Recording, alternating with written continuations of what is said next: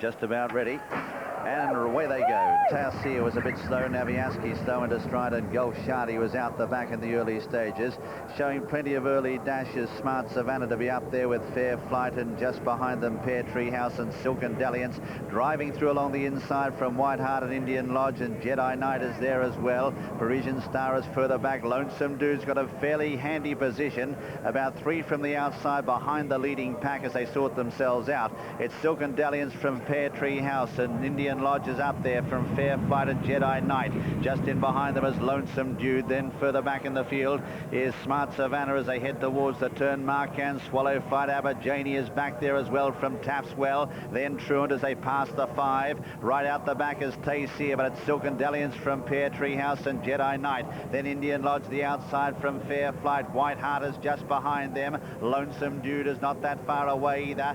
Further back Parisian Star, and then Smart Savannah making ground on the outside. Master Mac is over on the far rail. Then Aberjanie further back in the field. Taysir, Naviaski going backwards, and Launch with a run is Omaha City down the outside. Truant is right out the back, and Gulf Shardy is last of all, racing into the home straight now. They've got under 2 furlongs left to travel. Anybody's race. Silken Dalliance, Indian Lodge is let fly now. Lonesome Dude, Parisian Star, Swallow Fight, and Omaha City is swamping the lot of them down the outside. What a great finish now. It's Indian Lodge being tackled by Lonesome Dude. Swallow Flight down the outside, but Lonesome Dude's going to get the money today. Lonesome Dude gets up to win. Tight second. Swallow Flight and Indian Lodge.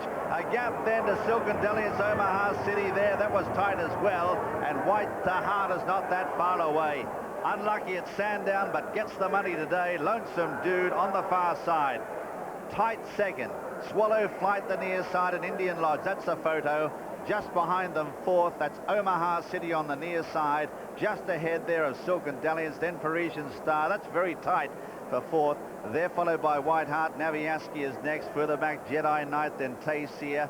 They're followed then by Master Mac, and further back then is Pear Tree House. Tapswell is there, Aberjanie, then Marcan, who didn't really show at all. Fair Flight, then Gulf Shardy, and behind them Smart Savannah. But the winner, number 3, Lonesome Dude, owned by Syed Suhail, who was the owner of Beat All, who was third in the Derby at Epsom. 7-1 winner today, Lonesome Dude. Trained by Sir Michael Stout and well ridden too by Gary Stevens. Photo second, and that rests between number 5, Swallow Flight, owned by Muller Racing, trained by Jeff Raggett, ridden by Michael Roberts. And the other one in the photo for second is number 6, Indian Lodge, owned by Sir Eric Parker, trained by Amanda Perrott and ridden by Richard Quinn. And it's very tight fourth, and that rests between number 9, Omaha City, owned and trained by Brian Gubby, ridden by Kieran Fallon. And the other one there in that photo for fourth is 12, Silken Dalliance, owned by the CHF Partnership, trained by Ian Boulding and ridden by Steve Drown. But this horse was very unlucky.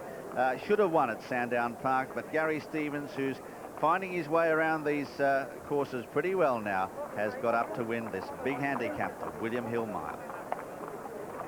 Well, Steve Drown rather, took the decision early on to make the running on Silken Dalliance out of that good draw, and the first 2 home were in fact the first 2 horses that Willie Carson mentioned. But look for the winner with the yellow cap in the middle there. It was a great finish. The handicap will be really proud of this, Willie.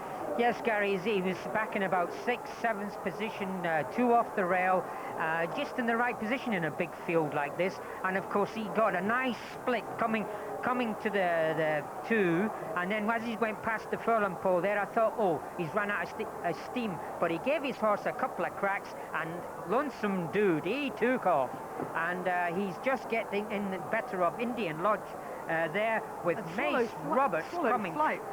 He always comes flying home too late, this horse. I don't know what's the matter with him. Every race this year, even when he won at York, he looked as though he hadn't quite got there, and he just got the photograph by a short head when he did win. He's a funny horse.